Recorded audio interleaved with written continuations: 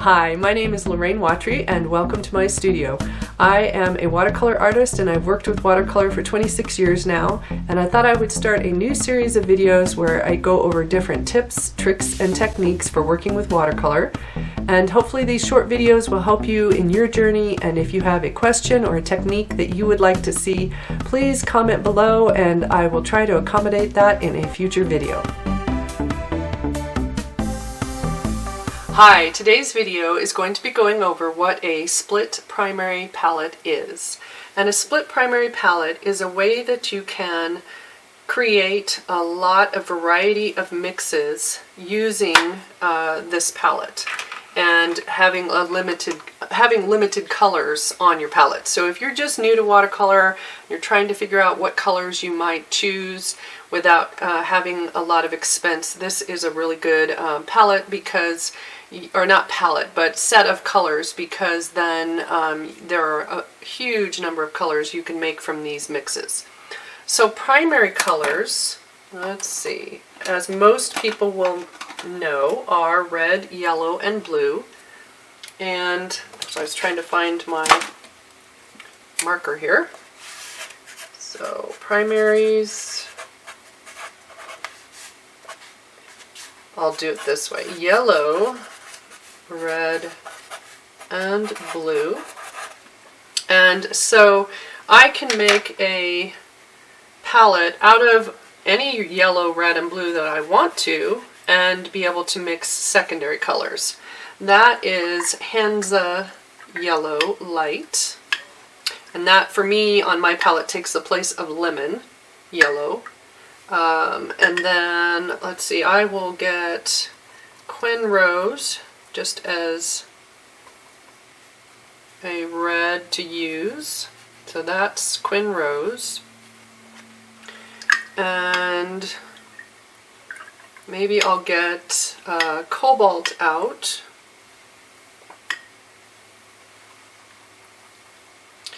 For the blue. Now this would just be a random set of colors that I could use as a primary palette. And then from those I could make what are called secondaries or tertiaries. So secondaries are mixes of two of these colors. So if I mix a yellow, my Hansa Yellow Light with my Quin Rose, I get some form of orange.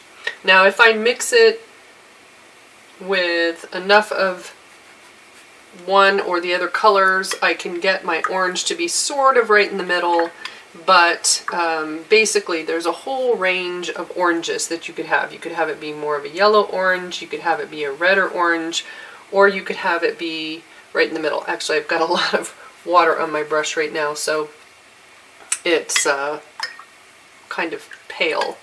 And then if I mix the Quin Rose with the Cobalt, I can get a purple. So there's a secondary color that's purple. And then obviously if you mix the yellow and the blue, you get a green.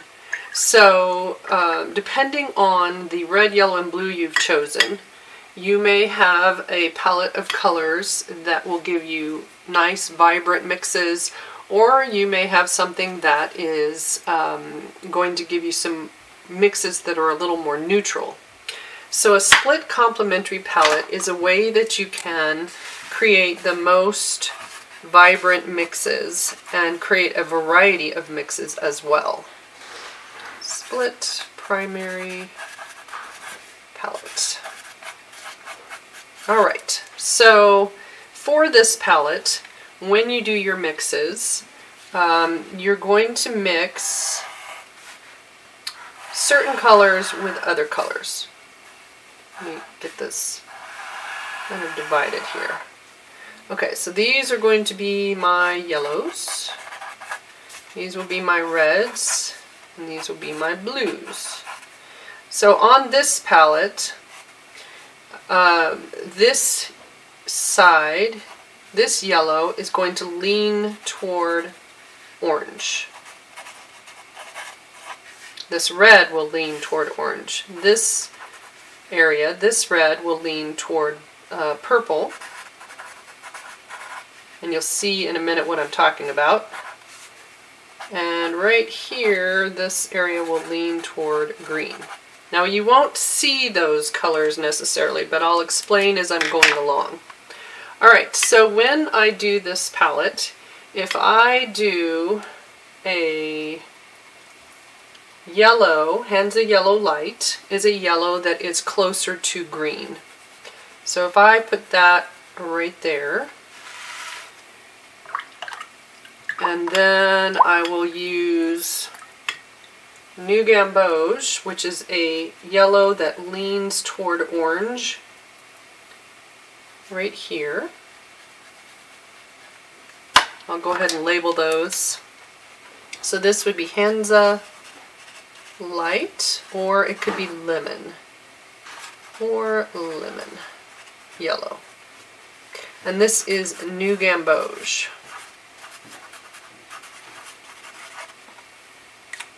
And then for the reds, I will place my warm or red that leans toward orange right here. So this would be the Perol Scarlet.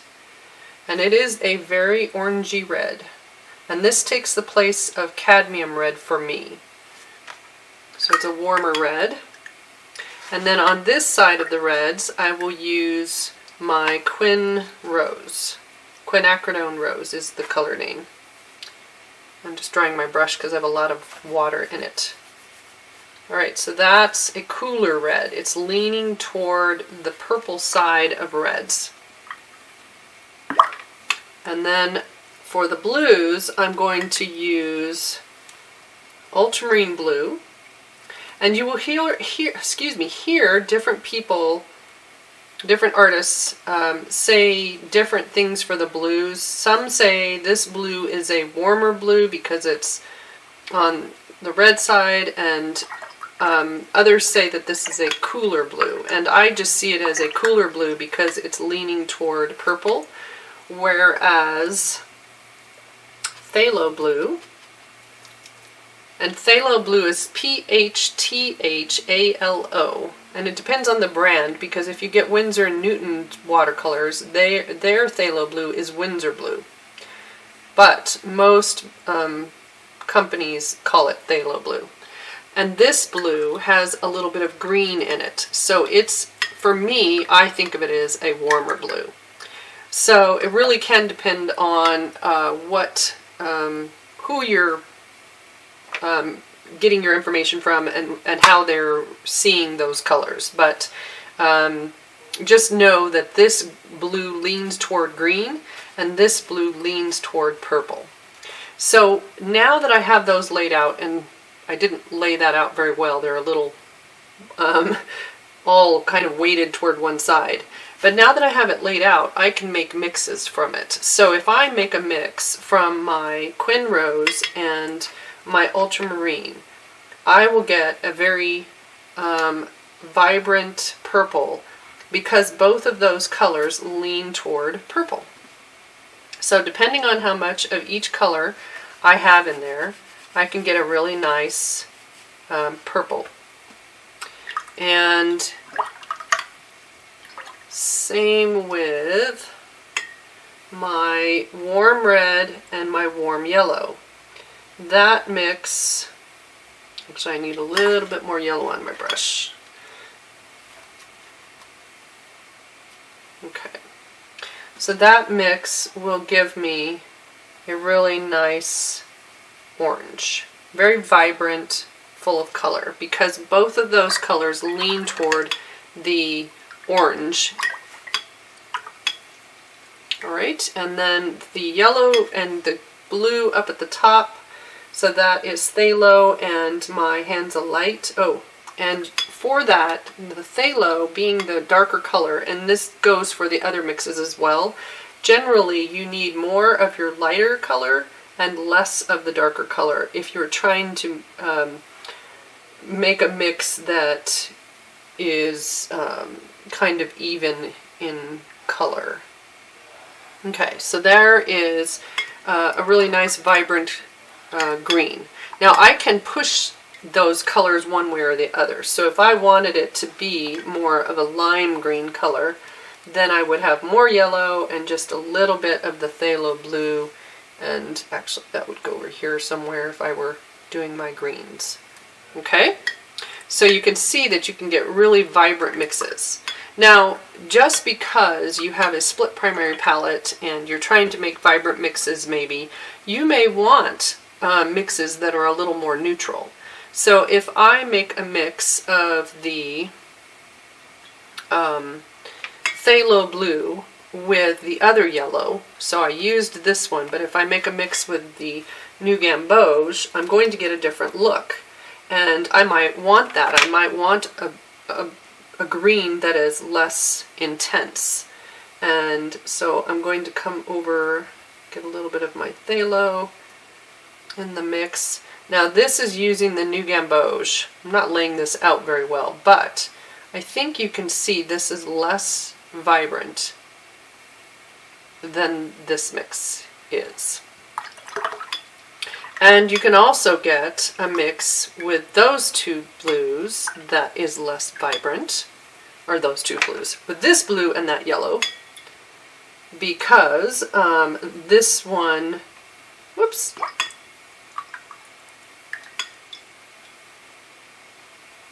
it does not have green in it, so it's not going to be even as vibrant. I need a different bit of yellow. Alright, so this mix is even a little less intense or less vibrant than this one, because this blue still leans toward yellow, even though this is a warmer yellow. And then depending on how much blue you have in the mix, I can create even more neutral green. So when you have a split primary palette, you can know that you can get vibrant mixes with the two colors that lean toward, say for in this instance, the purple. These two colors lean toward that. I'm going to get a nice vibrant purple. If I mix this blue with this red, or this blue with this red, it is going to be a more neutral purple. It won't be as vibrant. Same thing I did with the greens. But in general, the colors that are next to each other that lean toward that secondary color, they're going to be your vibrant mixes. The other thing that I would add, if you are going to maybe do a palette like this, is a brown. And I would get, for me, either burnt sienna or burnt umber. And I tend to use burnt sienna a lot, and this color is great for adding some color to a mix to make it a little more neutral. Or I use burnt sienna and ultramarine blue to make a black, and I have that in one of my previous videos. And so if you just got New Gamboge, lemon or Hands of Light,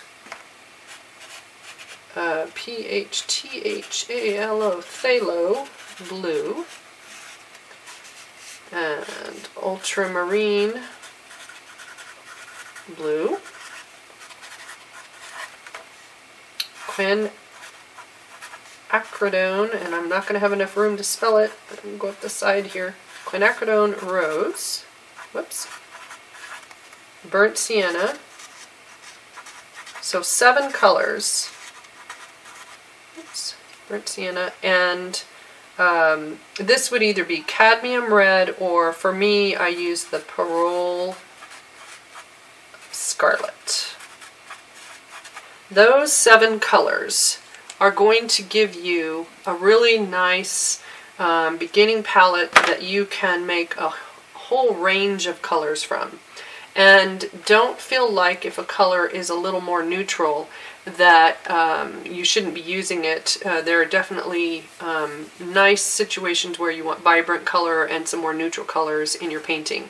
and having those mixes. So if you go with a palette like this, I would say lay it out, explore, don't just only do this mix as well. Try the mixes across and give yourself a whole range of possibilities that you can use for mixes. And I hope that helped explain what a split primary palette is. And if you have questions, please comment below, or if you'd like to see a video with a different tip or trick, please leave those comments below and I will try to add them to my list of future videos. And I hope you will like and subscribe so that others can find these videos, and I hope you have a good day. Bye!